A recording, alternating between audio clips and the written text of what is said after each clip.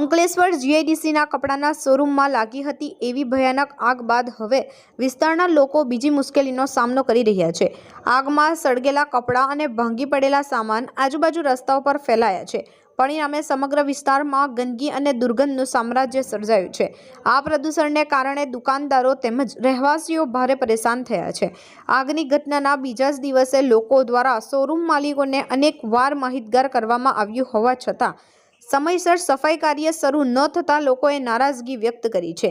સ્થાનિક લોકોનું કહેવું છે કે અહીંથી રોજ હજારો લોકો જતા આવે છે, પણ ગંદકીના કારણે ચાલવું મુશ્કેલ બની ગયું છે। રસ્તા પર કાજળ અને ગંદુ પાણી ભરાઈ જતા દુકાનોમાં પણ અસર પડી રહી છે। આગની ઘટનાથી લોકો પહેલેથી જ ડરી ગયેલા અને હવે ગંદકીના કારણે સ્વાસ્થ્ય જોખમ વધી રહ્યું છે। શોરૂમ માલિકો વહેલી તકે આનું નિરાકરણ લાવે એ જરૂરી।